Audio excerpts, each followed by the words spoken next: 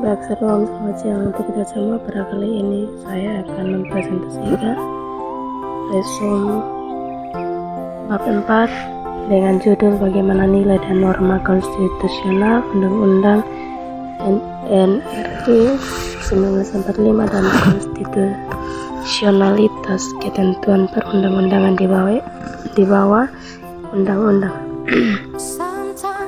Dalam hidup bernegara, Anda dapat menemukan beberapa aturan yang mengatur bagaimana pemerintahan dijalankan, misalnya siapa yang menjalankan kekuasaan pemerintah dan bagaimana kekuasaan tersebut diperoleh, dan juga dapat menemukan bagaimana adanya beberapa peraturan yang sama sekali tidak berhubungan dengan cara-cara pemerintah dijalankan, misalnya bagaimana aturan mengendarai kendaraan motor di jalan raya dan bagaimana cara mencari keadilan jika dilanggar oleh orang lain.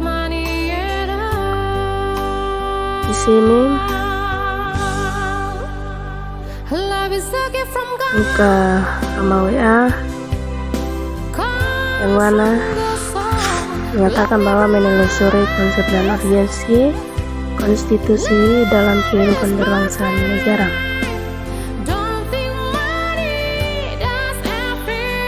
Ini ada beberapa contoh tentang konsep urgensi konstitusi dalam kehidupan berbangsa dan bernegara. Pada saat kita menemukan aturan atau hukum yang berisi ketentuan yang mengatur bagaimana pemerintah dijalankan, artinya kita telah menemukan bagian dan konstitusi adalah seperangkat aturan yang berisi ketentuan tentang bagaimana pemerintah diatur dan dijalankan. Oleh karena aturan atau hukum yang terdapat dalam konstitusi itu mengatur hal-hal yang amat mendasar dari suatu negara, maka konstitusi dikatakan pula sebagai hukum dasar yang dijadikan pegangan dalam penyelenggaraan suatu negara. Selanjutnya kita akan telusuri konsep konstitusi dari segi bahasa atau asal katanya secara etimologis. Yang di sini yang pertama itu bahasa Prancis yang dikenal dengan istilah constitution. Dalam bahasa Latin atau Italia digunakan adalah constitutio. Dalam bahasa Inggris digunakan adalah constitution. Dan dalam bahasa Belanda digunakan constitutie. Dalam bahasa Jerman dikenal dengan istilah Verfassung, sedangkan dalam bahasa Arab digunakan istilah Masyordiyah.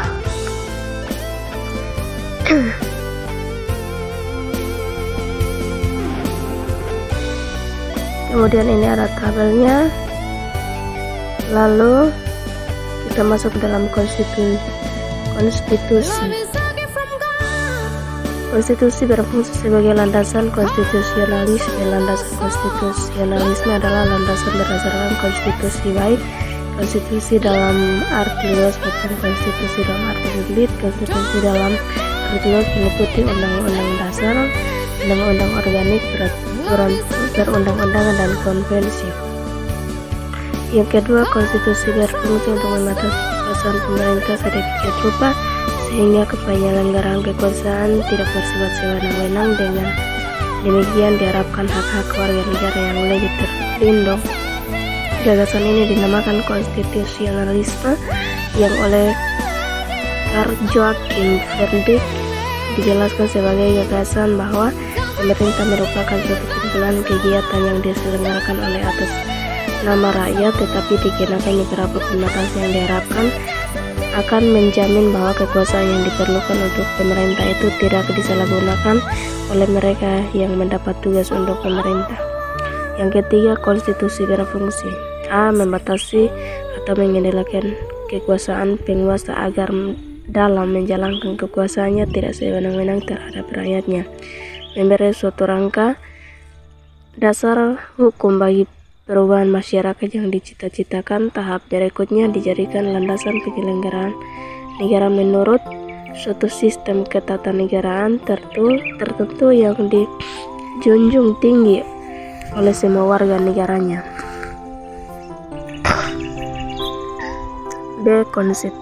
Perlunya konstitusi dalam kehidupan berbangsa negara Indonesia. Dari kegiatan menelusuri konsep dan urgensi konstitusi bagi kehidupan berbangsa dan bernegara, tentu saja kita dapat menemukan persoalan yang dalam dan bentuk yang wajib lebih lanjut. Kemudian ini adalah contoh-contoh. Yang pertama, mestinya setiap negara memiliki konstitusi. Kemudian jika konstitusi itu sedemikian penting, bagaimana wujudnya?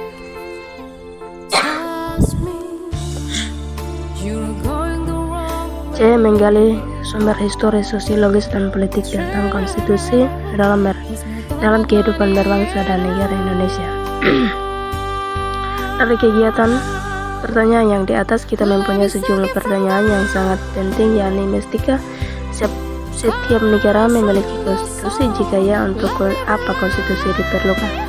Apakah ada negara yang tidak memiliki konstitusi? Jika ada apa yang terjadi dalam kehidupan negara tersebut? Untuk menjawab pertanyaan-pertanyaan, jika kita perlu memulainya dari penelusuran historis yang memahami tentang pandangan Thomas Hobbes. Dari pandangan ini kita akan dapat memahami mengapa manusia dalam bernegara membutuhkan konstitusi.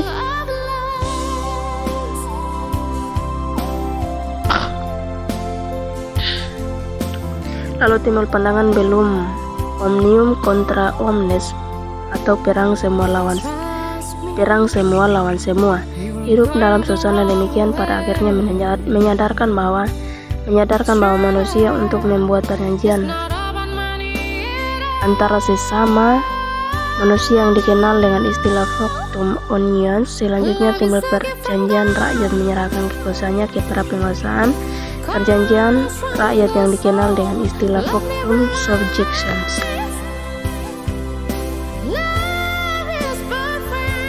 Pemikiran Hobbes tak terlepas dari pengaruh kondisi zamannya, sehingga ia cenderung membela monarki absolut atau kerajaan mutlak yang dengan konsep definite right yang menyatakan bahwa penguasa di bumi merupakan pilihan Tuhan, sehingga ia memiliki otoritas tidak tertandingi. Salah satu contoh yang berkuasa secara mutlak yaitu Louis, Raja Prancis yang dinobatkan pada 14 Mei 1643 dalam usia 5 tahun. Ia baru mulai berkuasa penuh sejak wafatnya menteri utamanya.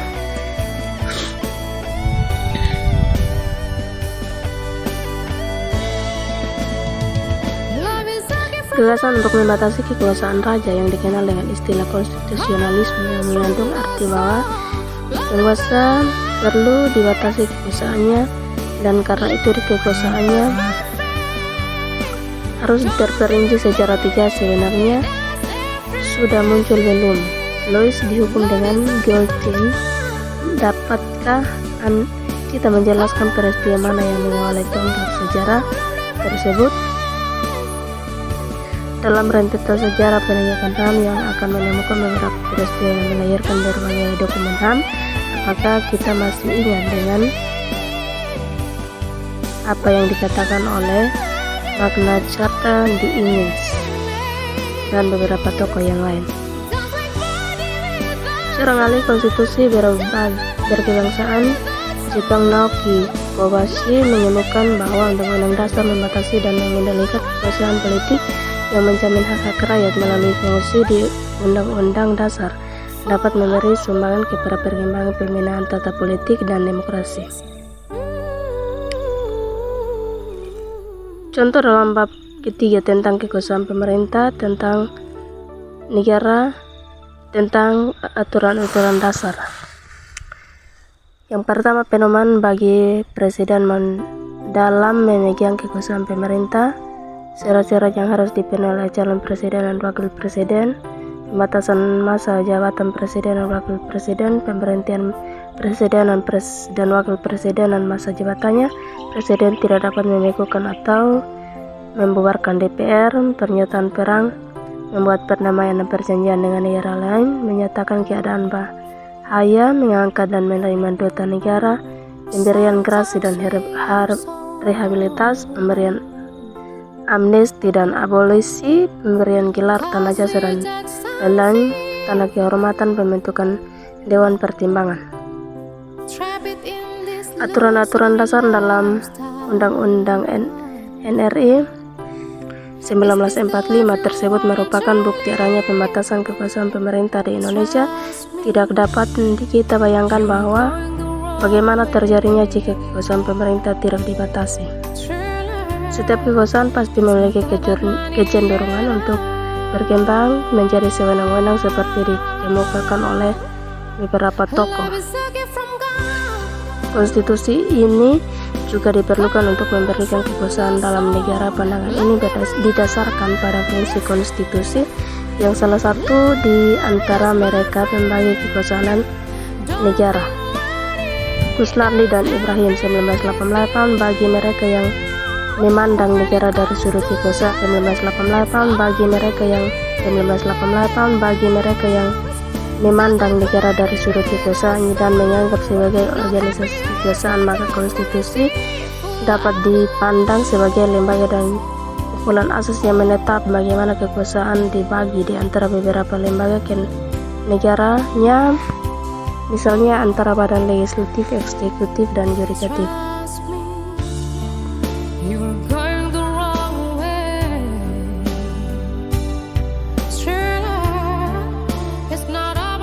Membangun argumen tentang dinamika dan tantangan konstitusi dalam kehidupan bangsa dan negara Indonesia. Pada pertengahan 1997 negara kita dilandasi krisis ekonomi dan moneter yang sangat hebat. Krisis ekonomi yang moneter yang melanda Indonesia ketika itu merupakan suatu tantangan yang sangat berat. Akibat dari krisis tersebut adalah harga-harga melambung tinggi, sedangkan daya beli masyarakat secara terus menurun. Sementara itu nilai tukar rupiah terhadap mata uang asing terutama dolar Amerika semakin merosot. Menyikapi kondisi seperti itu, pemerintah berusaha mengulangi dan berbagai kebijakan, namun kondisi ekonomi yang tidak kunjung membaik bahkan kian hari semakin bertambah parah. Krisis yang terjadi meluas pada aspek politik, masyarakat mulai tidak mempercaya pemerintah, maka timbullah krisis kepercayaan pada pemerintah. Gelombang unjuk rasa secara besar-besaran terjadi di Jakarta dan di daerah-daerah. Unjuk rasa tersebut dimotori oleh mahasiswa, pemuda, dan berbagai komponen dan bangsa lain.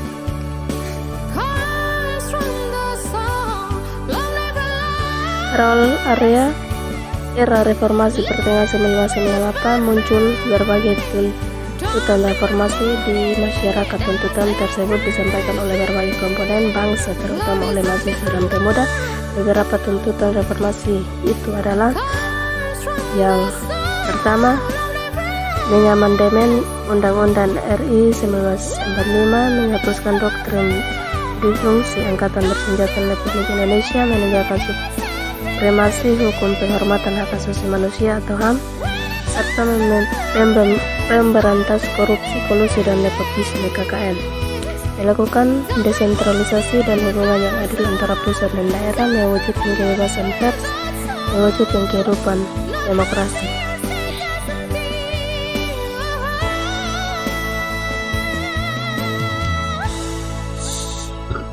Mendeskripsi esensi dan urgensi konstitusi dalam kehidupan berbangsa dan bernegara.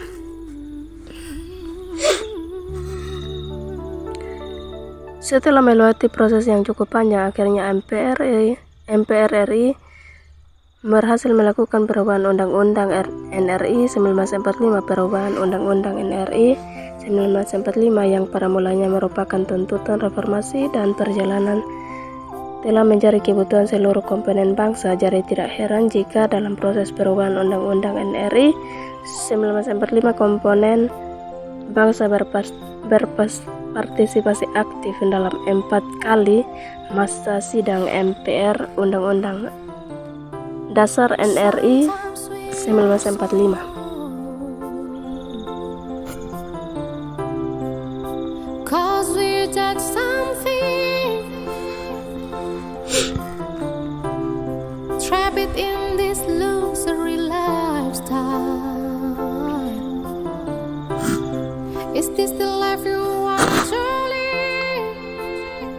Trust me, you're going the wrong way. Dalam arti sempit, konstitusi merupakan dokumen atau seperangkat dokumen yang berisi aturan-aturan dalam dasar untuk menyelenggarakan negara, sedangkan dalam arti luas konstitusi merupakan peraturan baik tertulis maupun tidak tertulis yang menentukan bagaimana lembaga negara dibentuk dan dijalankan. Yang kedua, konstitusi diperlukan dan membatasi kekuasaan pemerintah atau penguasa negara bagi kekuasaan negara, memberikan jaminan HAM bagi warga negara. Ketiga, konstitusi mempunyai materi muatan tentang organisasi HAM, prosedur mengubah undang-undang, kadang-kadang berisi larangan untuk mengubah sifat tertentu dari undang-undang, cita-cita rakyat, dan asas ideologi negara. Pada awal era reformasi, ada tuntutannya perubahan Undang-Undang NRI 1945 didasarkan pada pandangan bahwa Undang-Undang NRI 1945 belum cukup membuat landasan bagi kehidupan yang demokratis, pemberdayaan rakyat, dan penghormatan terhadap HAM. Di samping itu, dalam tubuh Undang-Undang NRI 1945 terdapat pasal-pasal menimbulkan penafsiran beragam, multitafsir, dan membuka peluang bagi penyelenggara negara yang otoriter, sentralistik, tertutup, dan praktik KKN. Dalam perkembangannya, tuntutan perubahan Undang-Undang NRI 1945 yang berkebutuhan melakukan perubahan secara bertahap dan sistematis, dan dalam 4 kali perubahan, keempat kali perubahan tersebut harus dipahami sebagai suatu rangkaian dan kesatuan dasar. Pemikiran perubahan Undang-Undang NRI 1945 adalah kekuasaan tertinggi di tangan MPR, kekuasaan yang sangat besar pada presiden. Pasal-pasal yang terlalu luas sehingga dapat menimbulkan multitafsir kewenangan dan presiden yang mengatur hal-hal penting dengan undang-undang dan rumusan Undang-Undang NRI 1945 tentang semangat penyelenggaraan negara belum cukup didukung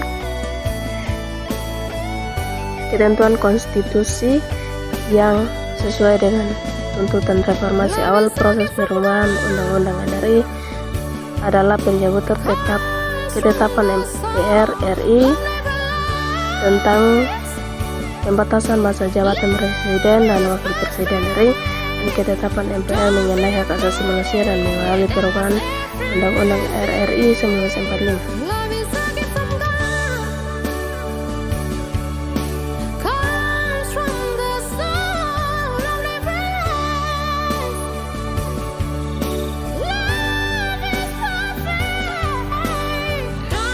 Undang-Undang dari 1945 menempati urutan tertinggi dan dalam jenjang norma hukum di Indonesia. Berdasarkan ketentuan ini, secara normatif undang-undang isinya tidak boleh bertentangan dengan undang-undang. Jika suatu undang-undang isinya dianggap bertentangan dengan undang-undang dasar, maka dapat melahirkan masalah konstitusionalitas undang-undang tersebut warga negara dan mengajukan pengujian konstitusionalitas suatu undangan kepada Mahkamah Konstitusi.